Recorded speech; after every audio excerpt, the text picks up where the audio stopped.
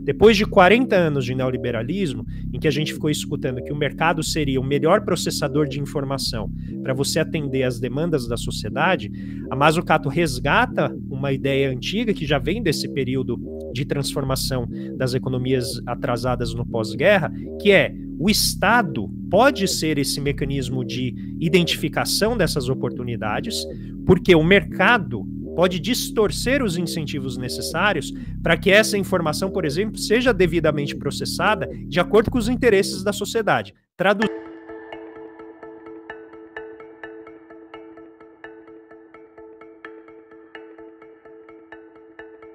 Olá, sejam bem-vindos a mais um episódio do nosso podcast Missão Desenvolvimento. Eu sou Paulo Gala e hoje vamos falar sobre Missão Desenvolvimento, né? Parece piada, mas hoje a gente vai falar sobre um texto da Mariana Mazzucato que trata justamente das missões para o desenvolvimento. É um texto focado em América Latina, mas que não fala apenas de América Latina, também fala de outros países e também da missão planetária, né? Hoje é um programa muito especial porque primeiro a gente vai falar desse trabalho da Mariana Mazzucato, que inspira o nosso podcast, que tem o título Missão Desenvolvimento, e mais do que isso, porque a gente recebe duas pessoas muito especiais aqui, muito queridas, que são os brilhantes economistas André Roncalha e Lavínia Barros de Castro, que são também apresentadores aqui do nosso podcast. Então hoje a gente tem três apresentadores apresentando, na verdade eu mesmo vou apresentar, mas a gente tem a honra, a alegria e o privilégio de receber os outros dois apresentadores aqui do nosso programa como convidados e como participantes, né? Então, eu vou passar a palavra para eles já se apresentarem muito brevemente, porque a maioria de vocês já deve conhecê-los aqui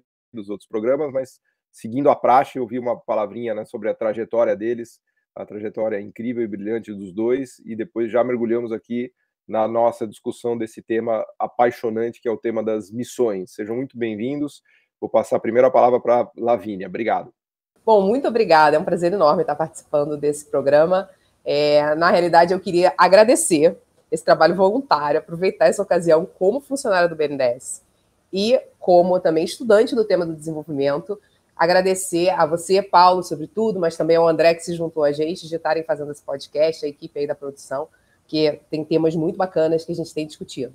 Bom, acho que a maioria das pessoas já me conhece.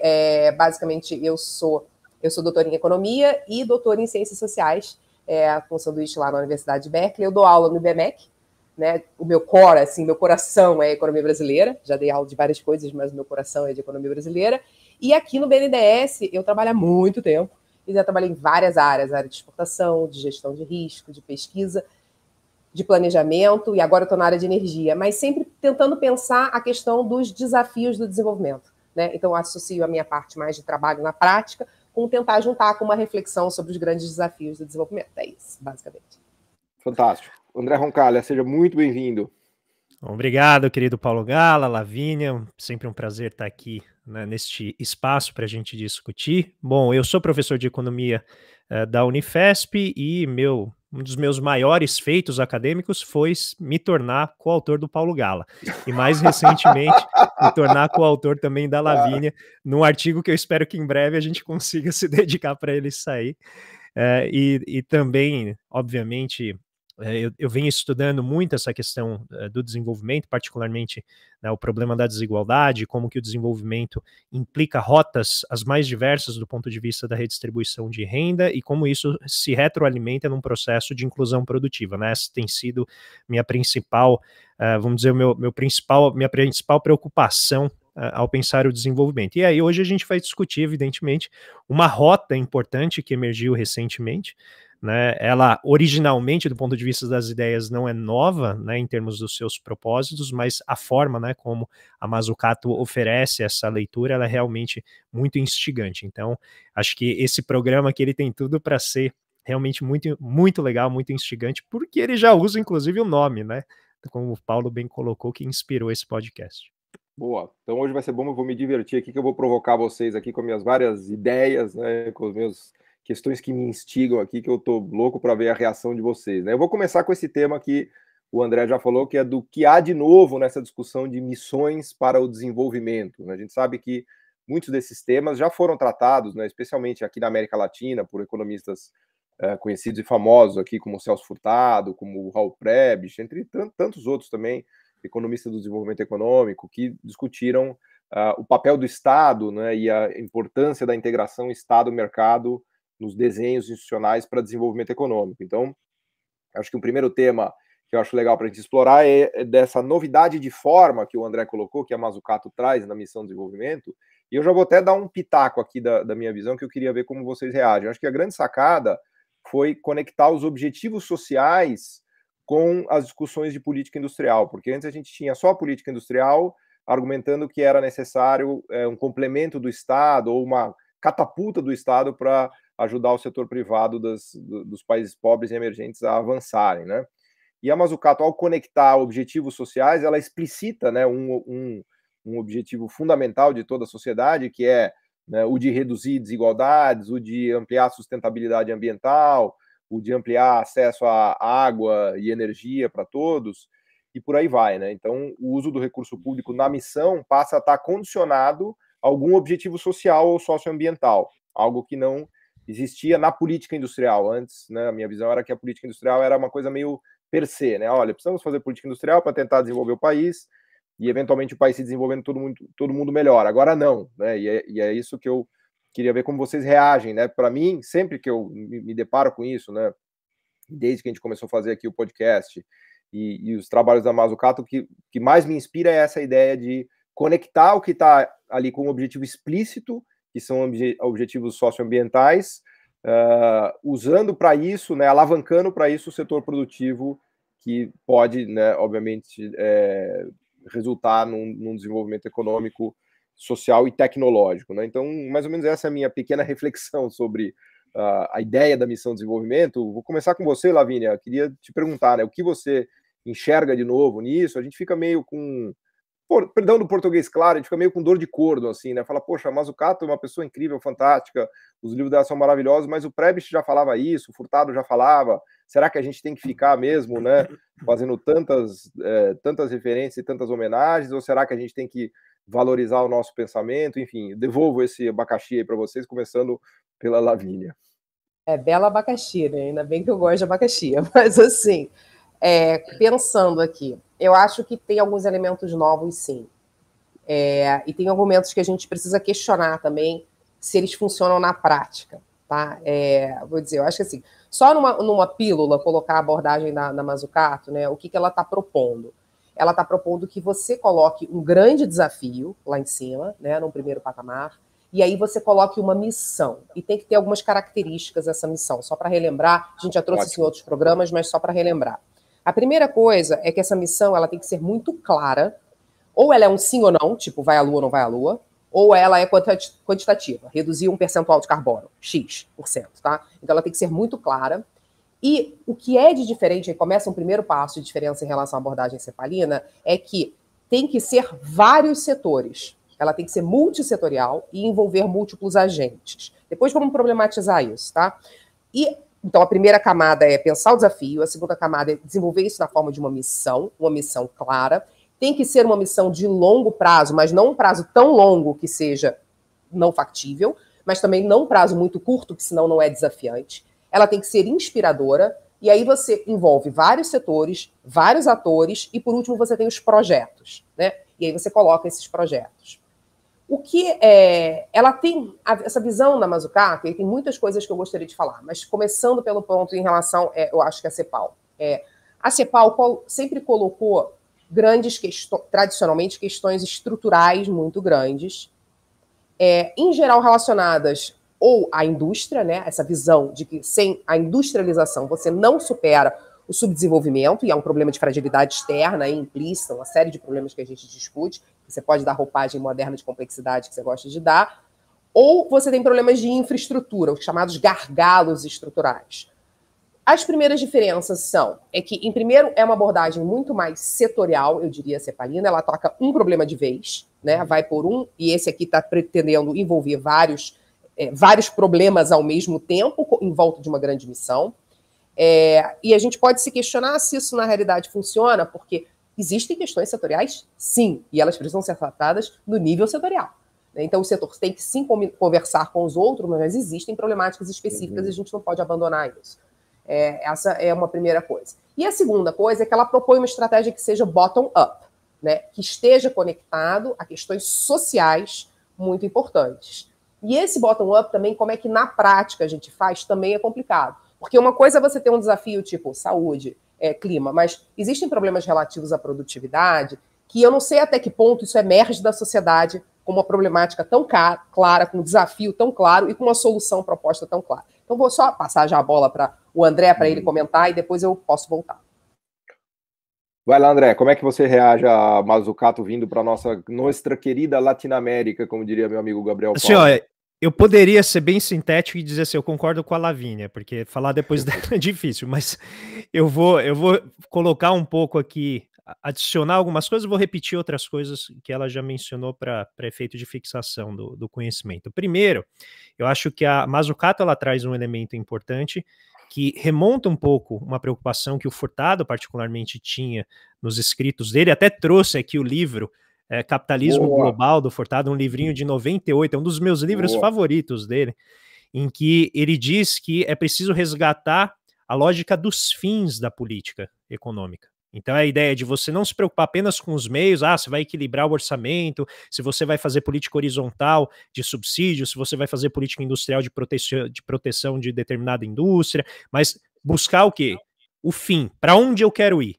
E aqui ele coloca em 98, olha que interessante, os objetivos estratégicos devem ser preservar o patrimônio natural, cuja dilapidação atualmente em curso conduzirá inexoravelmente ao declínio e ao colapso da nossa civilização, e B, liberar a criatividade da lógica dos meios, que é a acumulação econômica e poderio militar, que remonta ao período do Fordismo, né, que chamava-se na época de, agora me fugiu o nome, mas é fundamentalismo de capital, ou seja, o desenvolvimento viria com a intensificação da acumulação de capital, particularmente capital físico, nos países que estavam atrasados, para que você pudesse, então, elevar a produtividade do trabalho. Então ele diz, libera a criatividade desta lógica dos meios, a fim de que ela possa servir ao pleno desenvolvimento de seres humanos concebidos como um fim, portadores de valores inalienáveis. Então, eu acho que a Mazzucato traz essa ideia da política com propósito,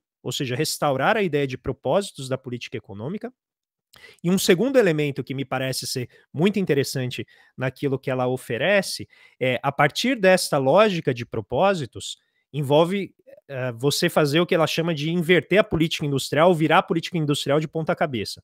Ou seja, não mais a política industrial ser o ponto de partida, mas ela ser apenas o meio pelo qual você vai atingir estes resultados. Isso vai envolver, obviamente, o desenvolvimento de capacidades estatais novas e, fundamentalmente, também redirecionar, né, o desenvolvimento econômico para prioridades que, em geral, não eram muito claras ou não eram, em si, vamos dizer, consensuais. E aqui, finalmente, um último ponto que me ocorreu agora, tem a ver com um elemento que eu acho que ela resgata de maneira muito importante, que é sobre qual é o principal mecanismo para você adquirir informação, processar essa informação e ter ação econômica em cima dela. Depois de 40 anos de neoliberalismo, em que a gente ficou escutando que o mercado seria o melhor processador de informação para você atender às demandas da sociedade, a Mazzucato resgata uma ideia antiga que já vem desse período de transformação das economias atrasadas no pós-guerra, que é o Estado pode ser esse mecanismo de identificação dessas oportunidades, porque o mercado pode distorcer os incentivos necessários para que essa informação, por exemplo, seja devidamente processada de acordo com os interesses da sociedade. Traduzindo isso aqui, o Estado pode, por meio dos interesses da sociedade, promover exatamente a agenda de transformação econômica, equilibrando com o mercado o papel desse processador de informação das preferências da sociedade. E eu acho que isso realmente, resgatar e reabilitar isso, é muito importante, eu acho que ela faz isso de maneira exímia. Boa, fantástico. Me ocorre aqui, até eu queria já devolver a palavra para a Lavínia, pedindo até a perspectiva dela de BNDES, né? Porque, inclusive, a Mazzucato se inspirou muito no BNDES, né? Ela mesma cita o BNDES em vários trabalhos, né? Acho que tem uma grande influência do BNDES no pensamento da Mazzucato, né? Ela tem, você vê que ela em vários lugares cita, né? Mas eu queria trazer, inclusive, já para um plano mais prático aqui da conversa, né? De políticas específicas, de setores específicos, me me ocorre o exemplo do Panamá. A gente está falando aqui de um texto da Mazzucato que foi recentemente apresentado na CEPAL, né? Depois a gente vai deixar disponibilizado aqui o texto, e ela tem ali indicações e ideias para a América Latina, né? Fala um pouco de Argentina, inclusive do papel dos ventiladores da pandemia, da indústria que foi desenvolvida na Argentina, fala de Bolívia, de lítio, enfim, obviamente a gente não tem tempo de cobrir tudo aqui, mas acho que o Panamá é um caso simbólico, né? Eu tenho ido muito para o Panamá, porque eu vou via Panamá, porque a passagem é mais barata, né? Você vai de Copper Lines, vai para os Estados Unidos via Panamá, então toda hora eu estou pousando ali, vendo o canal do Panamá, o Panamá está na minha cabeça, e no texto ela tem uma passagem de Panamá que eu acho muito interessante, que é o risco do canal do Panamá secar, né? E eu acho que tem um exemplo bastante concreto ali de como a preservação ambiental, que é um fim essencial de todas essas políticas e todas essas missões que a gente tem falado, para o Panamá ainda mais, porque se eles não preservarem todo o ecossistema que tem à volta do canal do Panamá, de florestas e para manter o regime hídrico, existe um risco considerável do sistema de chuvas parar, porque o que abastece o canal do Panamá é o sistema de chuvas, né? Não sei se vocês conhecem como funciona o sistema, ele basicamente descarrega as águas nos dois oceanos, e ele depende muito das chuvas que enchem os lagos, né? Imagina que você tem uma distância gigantesca que precisa ser coberta por todos esses canais. Então, a preservação ambiental é um fim em si mesmo, mas também é um meio. Então, a gente pode até, no limite, encarar como uma espécie de política industrial, porque se parar de chover, acabou o canal do Panamá, acabou o Panamá, né? O Panamá, hoje, ele até está tentando construir um hub financeiro, logístico, tem conseguido, né? Mas ele depende muito do canal do Panamá, e está aí um belo exemplo de uma missão, né? Ali é uma missão que é tão evidente, tão óbvia, mas eu acho que é um pouco simbólico disso, né? E quando a gente traz para o Brasil, para a discussão de acesso a saneamento, de acesso à saúde, ou dos problemas que a gente teve na pandemia, eu gostei desse simbolismo ali do Panamá, e queria com isso devolver a palavra para a Lavínia, para ouvir a perspectiva dela da prática dos projetos, né? Porque ela se depara com isso no dia a dia do BNDES, né? Da escolha de projetos, dos fins, né? Que estão colocados e assim por diante, né? Então, vai lá, Lavínia.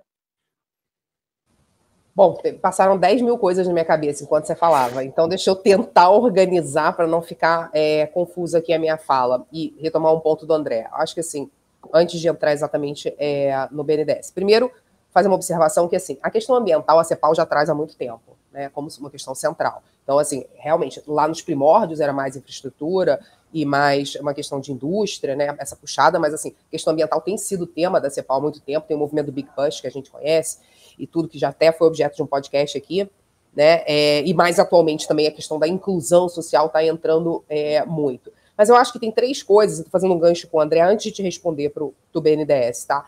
Que eu acho que a Mazzucato traz que são muito interessantes. Eu acho que, primeiro, ela traz uma perspectiva que eu vou chamar aqui de epistemológica. Em que sentido?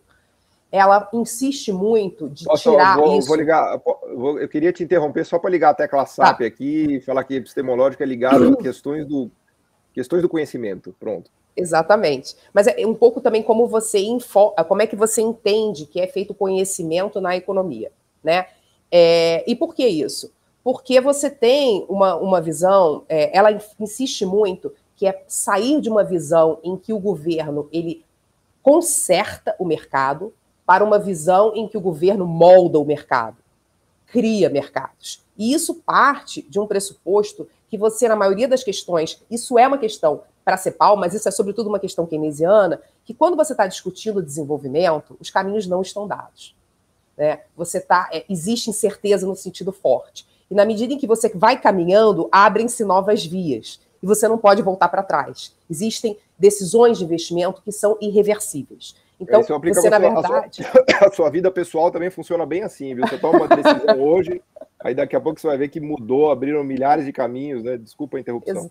Exatamente. Então é isso, você não tem... Porque um pouco na economia tradicional, você pressupõe que você tem toda a informação e que você, portanto, pode tomar decisões racionais, né? Escolher, maximizar e tudo, quando na realidade não é assim. Você não pode sequer calcular as probabilidades, porque você não tem nenhum espaço amostral. Então você tem que trabalhar nesse ambiente de incerteza. E como é que você lida com a incerteza? E eu já juntando com o BNDES, você cria instituições que reduzem a incerteza. você cria convenções, você estabiliza taxas, você cria mecanismos. Então, não se trata de corrigir o mercado, se trata de criar mercados que ainda não existem. A gente está falando de desenvolvimento, a gente está falando de inovação, a gente está falando de coisas que não existem e requerem uma ação que seja ousada. Então, o primeiro ponto, como eu falei, é epistemológico no sentido de que ele entende a ideia do conhecimento, da incerteza. As coisas não estão dadas, elas vão ser construídas ao longo deste caminho. Isso é um primeiro ponto.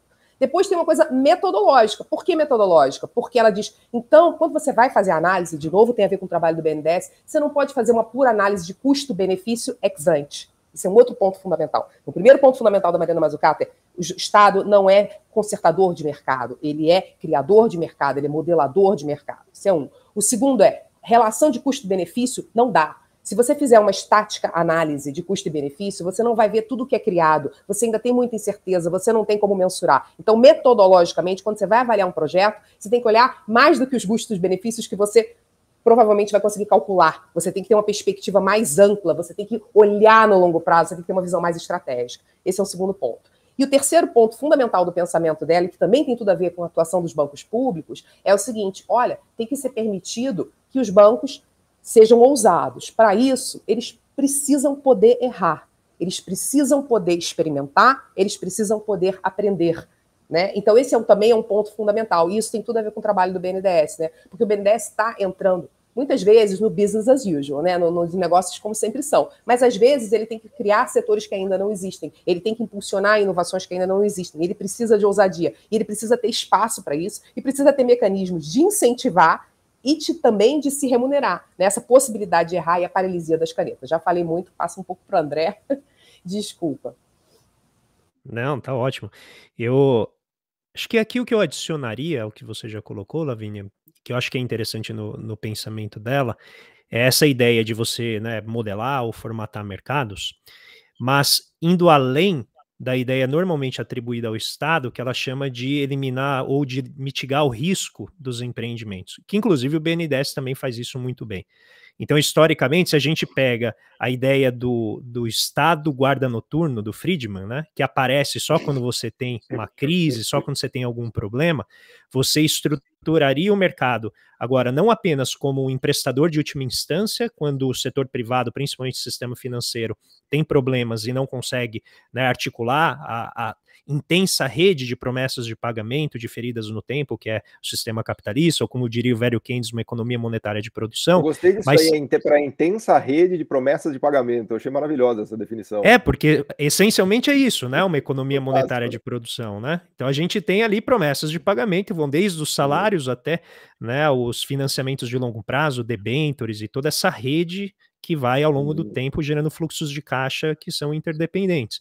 Então ela coloca algo que é muito interessante, que é o Estado não pode servir apenas para mitigar esse risco, porque senão, novamente, a gente cria dois pontos cegos. O primeiro é imaginar que o setor privado consegue identificar estes problemas que muitas vezes são de ordem comum, e aqui daqui a pouco eu vou trazer um problema que ela identifica que eu achei muito interessante na América Latina. Então você tem problemas de ordem comum que a estratégia do Ronald Coase de você criar contratos privados que resolvam esses problemas não funciona. Essa estratégia não se resolve e ela gera incentivos muito ruins do ponto de vista da gestão desses recursos, tipicamente recursos compartilhados.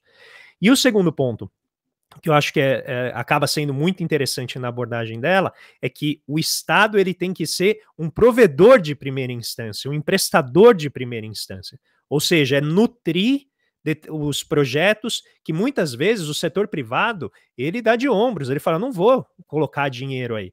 Né? E eu relembro para quem nos acompanha aqui, aquele seriado, eu acho que se eu não me engano está no Netflix ou na Amazon Prime, que é sobre a batalha do Google Earth, que conta a história daquela empresa alemã, a TerraVision, que começou a fazer o mapeamento global e a dificuldade que eles tiveram no início de arranjar financiamento para aquilo. Opa, não conhecia. Como chama esse? Ele já tem um programa aí para assistir. Eu acho que é a batalha bilionária, alguma coisa assim. É a disputa em torno do Google Earth. Ah, não conhecia.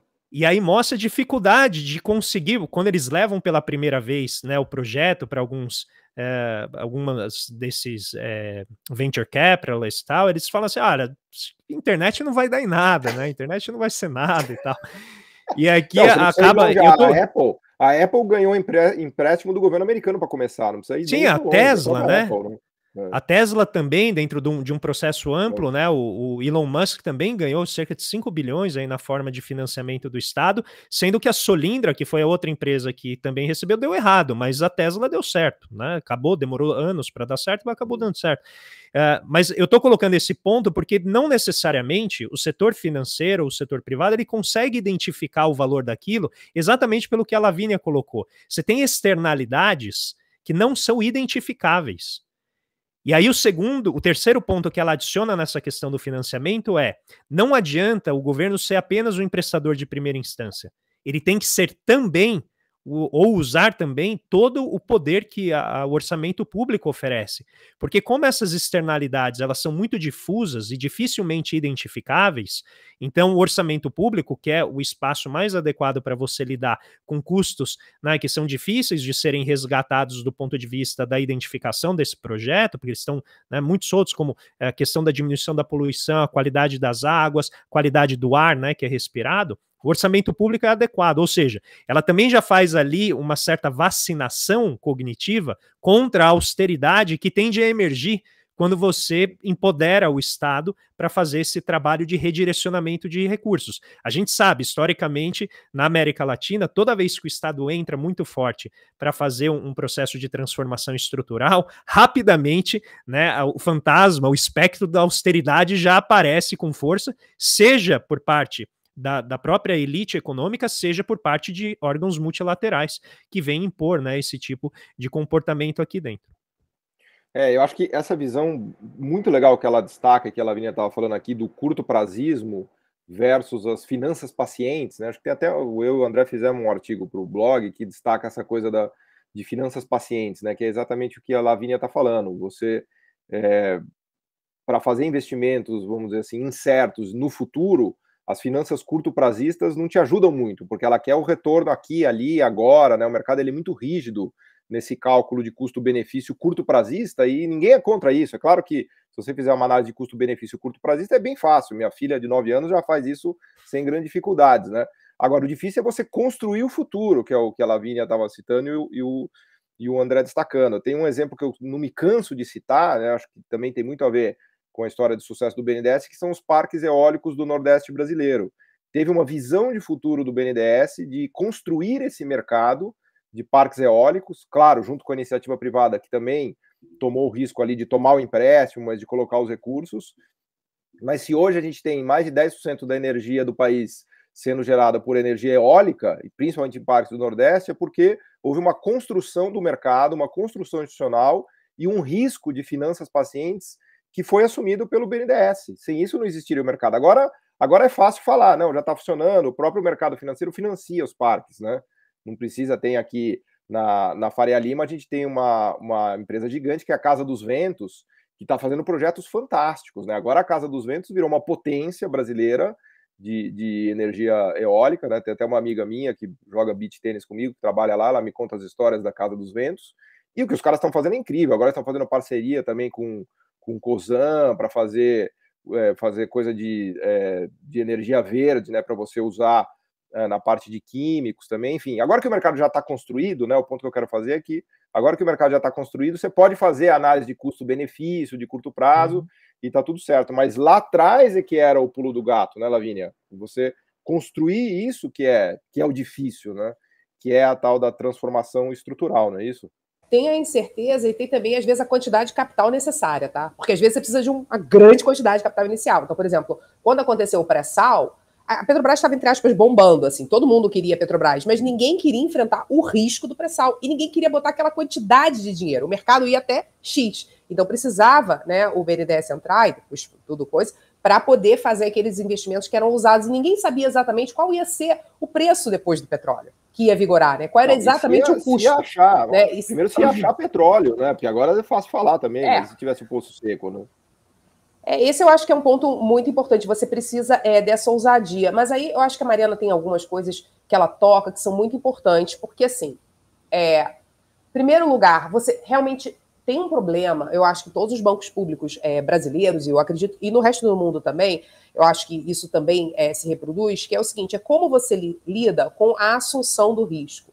né? Porque na medida em que você coloca a assunção do risco no CPF individual, você gera a paralisação das canetas, que é o que até é uma coisa que ela cita, né? Você tem que poder ser capaz de errar. E como é que você... Mas é dinheiro público, então como é que você faz isso? Ela diz, faz às vezes pequeno, né? Faz o que ela chama de sandbox, é a caixinha de areia, você faz pequenininho e depois você aumenta isso. Mas você tem que ter esse espaço onde existe a possibilidade em que você erre e que isso não seja considerado gestão temerária, né? Então, uma das coisas sempre muito complicadas num banco é o problema da responsabilização, né? E como é que a gente lida com isso em geral? A gente põe a responsabilização difusa, numa porção de áreas, passando por várias camadas, né, para evitar todos os riscos de fazer erro. Mas se você não tiver um espaço para perder, você não vai ser transformacional. É isso que é o ponto básico que ela está falando. Isso é um. E a outra coisa é, você tem que ter mecanismos de incentivo. Se você quer, como exemplo que ela dá, por exemplo, limpar a mineração no Chile, você tem que ter recursos que sejam mais baratos e que você tenha capacidade de induzir. Porque se você não tiver alguma coisa para oferecer pelo mercado, você tem muito mais burocracia, né? Você tem muito mais... você tem um processo difícil, né, de você conseguir um empréstimo. Se você não tiver um mecanismo de incentivo ali, você não consegue fazer as mudanças transformacionais, né? Mudar... Aliás, isso é uma coisa aí, brincando aqui que você estava falando, né, as coisas heterodoxas, né? A Alice Anderson falava, botar os preços errados, às vezes, é fundamental. Né? Você precisa do preço errado para você induzir a transformação que você deseja, né? E ter uma visão. E a outra coisa que ela fala também é muito importante, você ter os mecanismos de recompensar o Estado. E aí ela diz, ou você participa, né, de um fundo, de ações, ou você coloca regras de compras governamentais em que você induz. Ela dá exemplo do KfW fazendo isso, né? Então você precisa ter esses mecanismos de incentivo e participar desses retornos. Não é só share, né? Dividir os riscos, mas também ter os retornos. Na alegria e na tristeza. Na alegria e na tristeza, também, exatamente. Né? Para poder reinvestir nas coisas necessárias, né? Não é para ficar sentado em cima do dinheiro. Mas depois eu queria voltar para um ponto estruturalista. Mas não, então, eu ia só dizer que essa lógica de você fazer ela até sugere, né, fazer meio que uma regra de participação societária nesses projetos, né? Então, a partir do sucesso deles, como muitos vão dar errado, os que derem certo, que esse retorno, né, ocorra para o Estado, meio um pouco na lógica, eu acho que do que seriam as empresas estatais, né, porque a empresa estatal ela tem uma atuação direta no mercado, ela ganha com aquilo e ela reverte isso na forma de investimento ou na forma de tributação para o seu ente maior, que é o Estado. Só que em vez de você criar o capital público, efetivamente uma empresa estatal, com toda a controvérsia que ela gera, ela sugere, olha, o Estado vai ser ali como um dos elementos, né, ou vai, de alguma maneira, ser um acionista, né, daquele projeto. Fala, Lavínia. Agora, olha como é complicado do ponto de vista do direito, né? Você está colocando, você está fazendo um projeto ousado. Se você...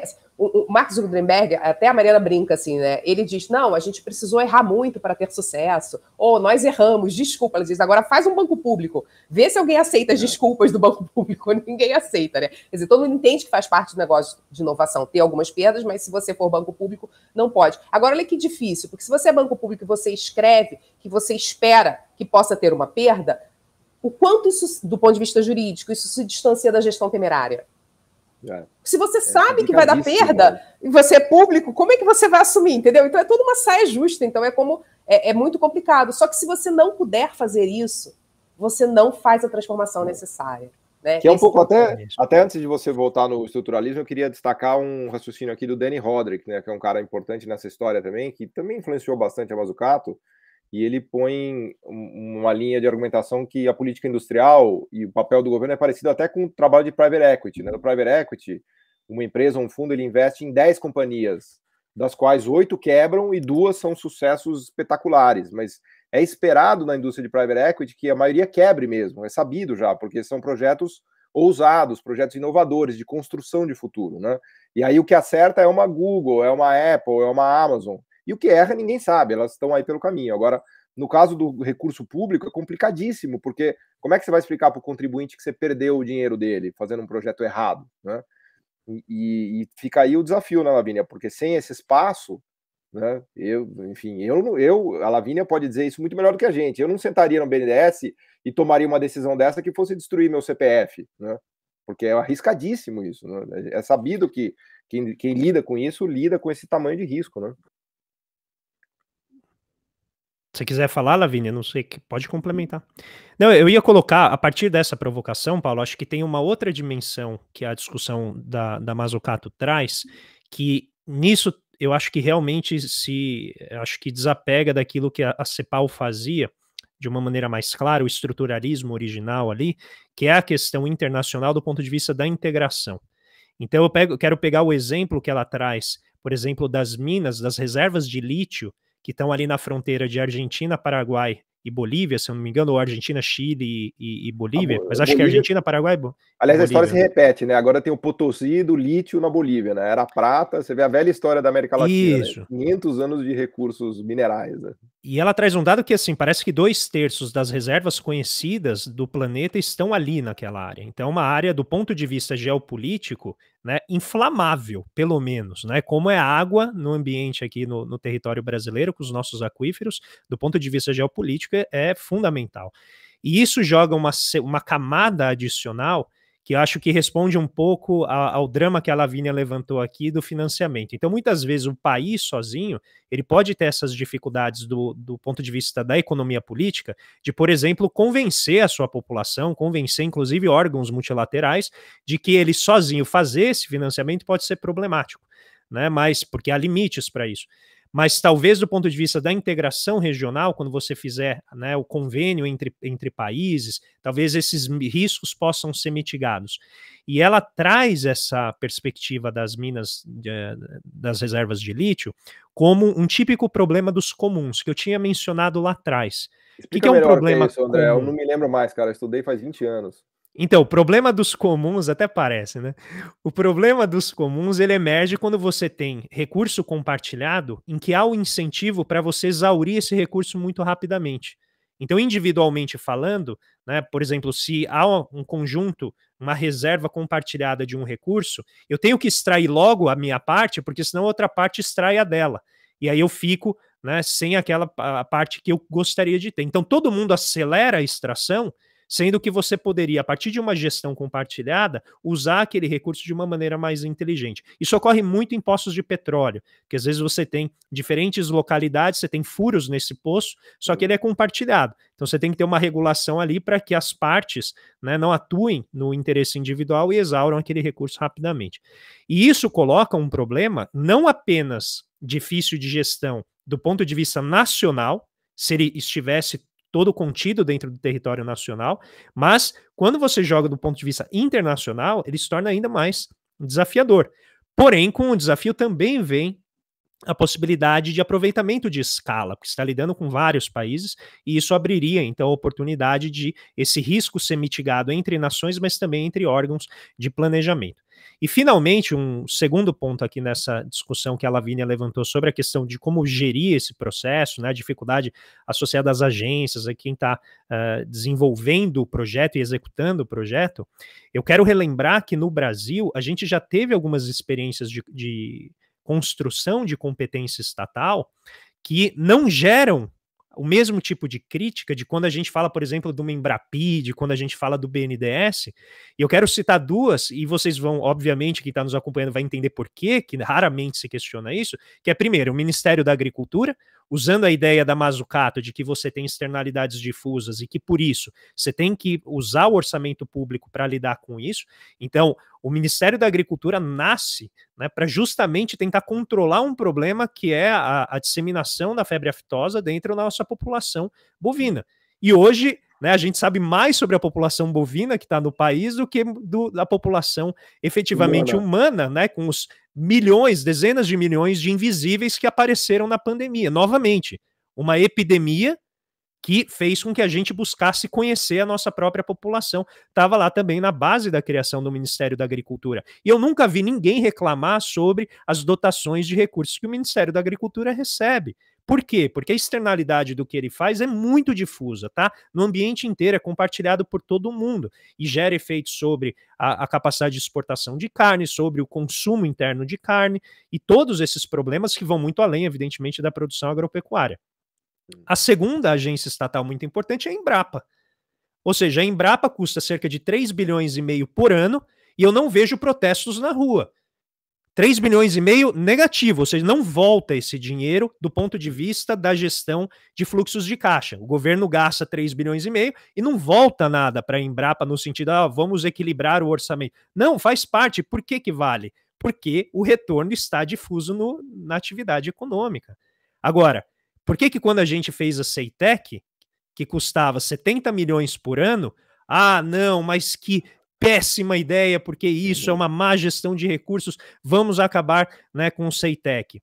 Só para dar um dado para vocês, hoje, o governo brasileiro gasta 130 milhões por mês com 3 usinas que não estão ligadas na rede de distribuição de eletricidade.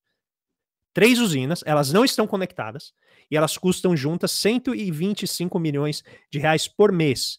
Isso equivale a você manter pelo menos 2 Ceitecs por mês, né? Que, na verdade, a Ceitec custa por ano 70 milhões. Então, notem isso, se a gente fosse, né, contabilizar tudo que é má gestão de recursos, eu acho que a gente teria, né, novamente um diagnóstico muito mais rico a partir da provocação da Mazzucato. E eu acho que isso fala um pouco para né, o desafio que a Lavínia levantou. Será que quando a gente pensa esses projetos, né, a gente consegue convencer a população de que, por exemplo, você ter uma produtora de semicondutores, ainda que ela não esteja, né, na fronteira da tecnologia, no filé ali do mercado, mas que ela pode gerar externalidades suficientes que justifiquem aqueles valores? Porque por esses dados que eu acabei de colocar só dessas 3 usinas, daria para fazer aí cerca de uma Ceitec por ano, né, com o valor, né, que a Ceitec custou até hoje.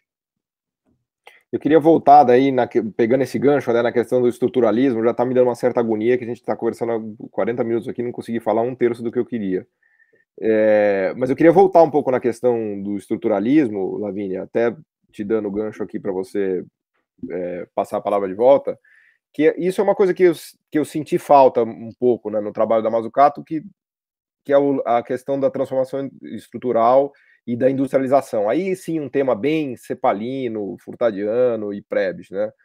Que volta na velha discussão de América Latina só como uma região produtora de commodities e de extrativismo de commodities, né? Porque entra ano, sai ano, a gente está aqui agora discutindo lítio, parece piada até, né? Mas se a gente estivesse discutindo no final do século XIX, a gente estaria discutindo o problema da extração de prata na Bolívia, na própria Argentina, né? Cujo nome vem disso, de prata, né? E a gente não consegue avançar de fato no desenvolvimento tecnológico industrial, né? Será que a gente vai conseguir agora, enfim, até foge um pouco aqui do nosso escopo, mas será que a gente vai algum dia conseguir dar esse salto tecnológico, né, de produzir tecnologia na América Latina e não consumir tecnologia, né? Eu acho que a Mazzucato ela gosta menos disso. Ela gosta disso também, mas eu não sei se eu vejo essa preocupação nela com tanta força quanto em nós 3, pelo menos eu imagino, né? Então, eu acho que foi bom você ter tocado nesse capítulo dela, né? Quando ela vai fazer o diagnóstico, ela faz um diagnóstico totalmente cepalino, né? Parece que ela está realmente ali pegando as coisas da CEPAL, né? Ela fala, olha, é um desenvolvimento puxado por commodities, né? Problemas que teria a América Latina, a baixa produtividade, as restrições externas, né, a incapacidade de gerar dólares, por isso o crescimento, né? O crescimento ficar sempre sendo abortado, né, por essas crises sucessivas, a heterogeneidade territorial e produtiva, isso também é um tema muito caro à CEPAL. Aí a vulnerabilidade social também é um tema, né? O André mesmo trouxe aqui uma passagem do Celso Furtado. A baixa capacidade institucional, tudo isso, e o pequeno espaço fiscal. Tudo isso seria coerente, porque a CEPAL também tem uma questão de problema de falta de poupança, né? Tem umas discussões lá dentro da CEPAL que a gente sabe, né? Que a gente pode até ter os nossos pontos de discordância, mas ela tem essa visão. Então, acho que quando ela traz o diagnóstico, ela bebe da CEPAL e bebe bem e faz uma boa síntese. Quando ela se propõe na resposta da missão, não está claro como é que as missões vão resolver esses problemas, né? Vai superar essa questão que você colocou, que era cara aos... Quando um cepalino tradicional, ele vai dizer só vai ter a superação do subdesenvolvimento através da industrialização. Porque se você não fizer a industrialização, você não vai superar a sua vulnerabilidade externa, né? De depender dos preços das commodities, de depender de não ter um sistema financeiro bem desenvolvido, etc, etc. Mas, na apresentação, houve uma pegadinha. Na apresentação que ela fez do relatório, eu não sei quem estava falando, porque o cara não se apresentou, mas ele puxou um texto, que é aquele Cacilheiro Facio, do Fassbinder, de 1980, da CEPAL, que é um divisor de águas, que ele olha a América Latina e diz assim, olha, quem cresceu não distribuiu. Quem cresceu mais na América Latina até os anos 80 não distribuiu, e quem distribuiu cresceu menos. Aí ele replicou o trabalho e fez depois nos anos 90 e 2000 e diz, não, na verdade, crescendo ou não crescendo, ninguém distribuiu. E aí depois ele diz assim, não, mas nos anos 2000 melhorou um pouco a distribuição de renda, mas depois voltou a reprimarizar. E aí ele diz, por quê? E aí, olha a conexão que ele vai fazer, e você vai agora entender por que eu estou falando disso agora. Ele vai dizer, sabe o que falta na América Latina?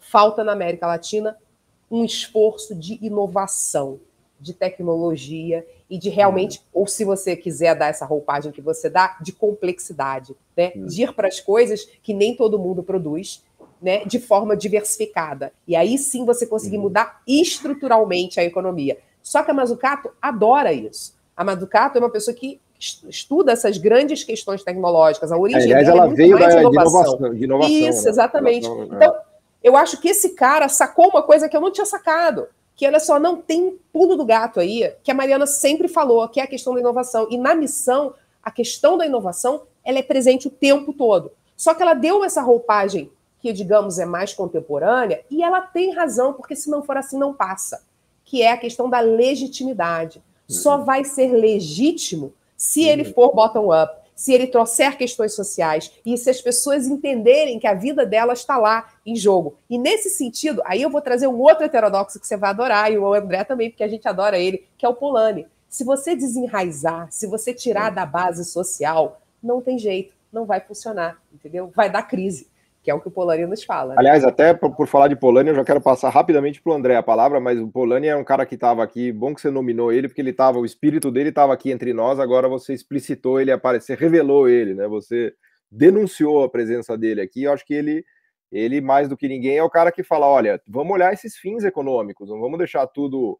O mercado não pode determinar o que vai ser sua vida, o mercado não pode precificar a sua vida, casamento vale tanto, filho vale tanto, preservar o meio ambiente, né? Vamos pensar nos fins, né, no que é a vida de verdade, né? Acho que o Polanyi, mais do que ninguém, é um cara que nos ajuda muito, né? E tem uma influência gigantesca em toda essa discussão de missão, né, André? E tem a ver com essa definição das prioridades, das preferências sociais, né? Porque, pela lógica liberal, o mercado faria essa priorização por meio do sistema de preços. Quando você começa, entre aspas, distorcer o sistema de preços para que ele reflita os interesses efetivos da sociedade, que não consegue se expressar pelo mercado, aí você tem um elemento de legitimidade, ou seja, a demanda está vindo de baixo. Isso é algo que o Furtado falou nas últimas palestras dele, é algo que já está no mito do desenvolvimento e é algo que eu acho que estava presente, talvez de uma maneira um pouquinho mais solta, nas preocupações da CEPAL, que é exatamente crescer distribuindo renda, crescer distribuindo também riqueza. Né? Então sempre teve essa preocupação ali atrás, só que obviamente esses eram os objetivos maiores. A Mazzucato faz isso de uma maneira, eu acho, adaptada, vamos dizer, a nossa era de comunicação, ela é uma excelente comunicadora, e ela diz o seguinte, não adianta, né, colocando o que a Lavínia acabou de dizer, não adianta você pegar instrumentos que são legítimos do ponto de vista tecnocrático, né, e questão de custo-benefício, equilíbrio fiscal, o palavrório de economista. Se ele não tiver um enraizamento social, ou seja, se ele não vier de baixo, você vai ter mais instabilidade política, você vai ter uma série de problemas que aparecem e que já estavam lá nos anos 50 e 60 no pós-guerra. A gente não pode esquecer, isso sempre esteve, né, em país retardatário.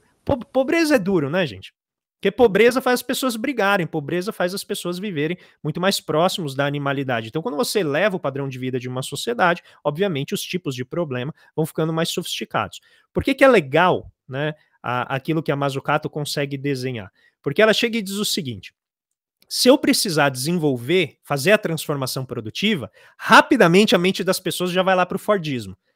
grandes fábricas, né? Isso é industrialização para a maioria das pessoas. Pensa aquelas fábricas da Toyota, parafuso, cheio de robô e tal. Você fala, sim, mas a gente tem que empregar as pessoas com empregos de qualidade. E hoje a gente não está mais falando desse tipo de fábrica, né, Paulo? Que inclusive foi a motivação do nosso livro Brasil, uma economia que não aprende, que é para tentar entender o que é essa indústria de hoje. Então, não faz sentido, né, você colocar o mercado antes, pessoas e meio ambiente depois. O que ela faz? Ela inverte pessoas e meio ambiente antes como norteadores, como guias desse processo, dessa potência que pode ser ajudada via mercado. Só que a potência do mercado sozinha vai levar a gente a desviar o sistema de preços daquilo que a sociedade precisa. Ou seja, o valor da água, o valor de vários minérios, o valor da nossa Amazônia, hoje é muito baixo quando medido pelo sistema de mercado. Porque aquilo que o sistema de mercado precifica nesses recursos, considera que eles ou são infinitos, né, ou eles estão disponíveis de uma maneira que a gente não precisaria se preocupar. E isso não é verdade. Então, hoje você pega o preço da água, do ponto de vista industrial, ela é muito mais barata do que ela deveria ser.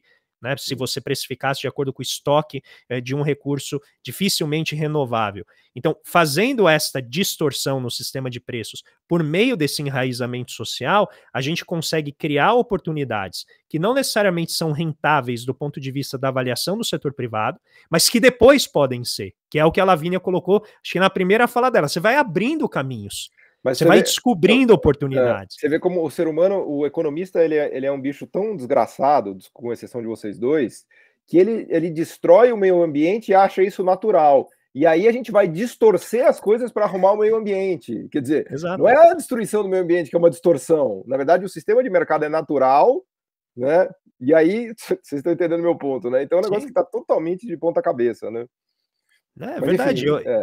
Não, eu acho que ela direciona e provoca bem isso de uma maneira que é rica e coloca essa questão dos fins em primeiro lugar. E diz assim, olha, agora vocês vão ter que desenvolver as capacidades estatais, as capacidades de controle e acompanhamento para que esses processos possam gerar, na minha visão, aprendizagem. Em última instância é isso, você vai, né, navegar esses mares de uma que você nunca navegou antes, de uma maneira a aprender, como, né, os desbravadores dos mares lá atrás fizeram. A gente não precisa entrar depois como eles foram recompensados, porque isso causou muito dano aqui na América Latina. Mas a preocupação de você se lançar ao incerto, né, ela tem que vir com esses propósitos de erguer a população e colocar as florestas, né, os biomas em primeiro lugar. Já aproveitando o ensejo, eu vou passar a palavra para vocês para as considerações finais, porque infelizmente a gente já está estourado no tempo, mas esses dias eu aprendi da onde vem inclusive a ideia do risco, da palavra risco, né? Eu não fui pesquisar isso, um amigo meu me explicou e eu acreditei, mas acho que faz muito sentido, que tem a ver com a ideia do mapa da navegação, por isso que eu me lembrei, né, que assumir um risco é traçar um risco de navegação mesmo. Você faz um risco, eu falo, vou desse lugar do mapa para aquele lugar, eu vou seguir esse risco aqui, mas eu não sei o que vai acontecer, porque justamente a gente está navegando mares nunca antes navegados, né? Então, assumir riscos é seguir no risco que você desenhou no mapa, né? E que é assumir riscos, no caso, né? Então, me fez lembrar dessa se não for verdade, é tão maravilhosa que vamos assumir que foi assim e pronto, tá tudo certo, porque é pelo menos uma boa história, né? Poeticamente é muito legal, mas eu vou passar aqui agora para a Lavínia, depois para o André deixar as considerações finais. A gente, infelizmente, a gente gostaria de ficar conversando muito mais tempo, mas nosso tempo se esgota, né? Lavínia, deixa uma mensagem otimista aqui para as pessoas. Tá, eu ia falar aí numa poesia. Pode ser pessimista, o que você quiser. Eu vou, na verdade, nem pessimista nem otimista, eu vou problematizar uma coisa aqui. Eu acho que, assim, essa coisa de que as missões antes eram tecnológicas e hoje elas são sociais, eu não me convence muito. Mesmo a missão do Apolo tinha um contexto geopolítico predominante ali. Então, eu acho que as missões são sempre envolvendo questões políticas, econômicas, sociais, e precisam ser assim mesmo enraizadas. Mas, claro que numa sociedade em rede é muito mais complicado. E aí eu queria, na verdade, em vez de otimismo e pessimismo, eu queria problematizar, né? Como obter esses consensos? Né? Não está claro, porque a sociedade quer muitas coisas contraditórias. E nós não temos mecanismos de arbitragem nas instituições públicas para essas diversas coisas. Então, eu acho que o diálogo com a sociedade ele é fundamental, e eu acho que nós, instituições, precisamos ainda aprender como melhor dialogar. A gente ainda precisa fazer um caminho. Estamos aqui no podcast para fazer isso mesmo. Exatamente. Mas me parece também que precisaria ter alguém que dá essas missões, né? E, assim, essas missões vão envolver múltiplos atores, mas como é que a gente chega nessa missão? Não está claro para mim qual é o melhor caminho e como a gente arbitra os conflitos. Então, fica essa pergunta para quem vier depois. Bom, o depois não sou eu, tá? Só quero deixar claro. Quem vem depois do podcast. É para você responder. Olha, se eu tivesse essa resposta, olha, certamente meu capital profissional seria muito mais elevado do que ele é hoje. Porque eu acho que realmente essa é a grande pergunta, é como que você faz a priorização, né, a alocação dessas demandas de uma maneira, pegando, né, a ideia do Hirschman, de você atacar os pontos de germinação, ao mesmo tempo que se ataca os pontos de estrangulamento, então você alivia demandas, alivia insuficiências, ao mesmo tempo que você abre um espaço para a criatividade, para novas atividades. Eu acho que essa continua sendo a alquimia da política de desenvolvimento, né? Qual pontinha do novelo você puxa que desenrola todas as outras? Mas eu acho que, inevitavelmente, as tensões de demandas de curto prazo e demandas de longo prazo, elas vão sempre estar ali presentes né, vamos dizer, assombrando, né, quem está desenvolvendo a política de desenvolvimento. Por isso que eu acho que a ideia de você colocar o meio ambiente, colocar, né, a ideia de proteção social, de uma inclusão produtiva, de uma economia dos cuidados na frente, faz com que o próprio sistema de mercado encontre os seus lugares, né, dentro dessa desse novo direcionamento. Nunca vai ser sem conflito, nunca todo mundo vai ficar feliz. Aliás, essa é, né, por definição, a obra da política. É todo mundo estar suficientemente insatisfeito, mas a ponto de conseguir aceitar, né, o resultado que foi ali deliberado. E, finalmente, eu acho que, a partir da crise que está se colocando, talvez, Lavínia, esse processo seja mais facilmente resolvido. Não que ele seja fácil, mas mais facilmente do que você o faria se você não tivesse uma crise sistêmica se impondo. Né? A gente sabe que, historicamente, as crises sistêmicas, elas permitem os diferentes grupos ponderarem melhor a relação de custo e benefício, né, em favor de soluções que são coletivas. Novamente, isso não é uniforme, isso não é sem grito, mas a capacidade de aceitar essas mudanças, ela é um pouquinho maior em face de uma crise. E a minha expectativa, não tanto no sentido de otimismo, porque acho que sempre vai ser muito difícil, mas no sentido do caminho que a gente vai tomar, é exatamente esse, de incorporar mais o elemento público. Quando eu digo público, é aquele elemento compartilhado nas nossas decisões, e inescapavelmente, eu acho que a gente vai precisar convergir a uma tarefa compartilhada de setor público, setor privado e sociedade civil ali monitorando e acompanhando o processo de transformação. O que eu adoro nessa visão das missões é a ênfase na ousadia, né? Na ousadia, e de botar vários atores e múltiplos setores pensando juntos. Isso eu realmente acho muito bacana. Fantástico, fantástico. Infelizmente chegamos aqui no final da nossa conversa, mas a boa notícia é que a gente vai ter muito mais André Roncalli e Lavínia Barros de Castro em futuros podcasts, porque eles são também apresentadores. Então hoje a gente fez um programa aqui especial para nós, porque ele trata dos temas, né, de missão de desenvolvimento, que é o próprio título do nosso podcast, e ele tem como convidados 2 apresentadores. Então esse é um programa simbólico do nosso programa, do nosso podcast, né? E agradecer muito a presença aqui de todos que nos acompanharam, e especialmente da Lavínia e do André, acho que foi fantástico. Vamos deixar depois disponível aqui o texto da Mazzucato. Tem o livro dela também, o Mission Economy, para quem quiser dar uma olhada, que também está bem legal. E seguir com o nosso debate aqui, com o nosso diálogo no podcast. Obrigado, gente, foi um prazer. Obrigado. O podcast Missão Desenvolvimento é uma realização da AFB-BNDES, Associação de Funcionários do BNDES, e vai ao ar semanalmente em todas as plataformas digitais. O programa tem direção de Felipe Peçanha, produção de Tatiana Gurgel e edição de Pedro Rocha. Para saber mais, acesse nosso site www.missãodesenvolvimento.com. Você também pode assistir a outros episódios já gravados nos canais do Missão Desenvolvimento e da AFB-NDS nas redes sociais. Até a próxima!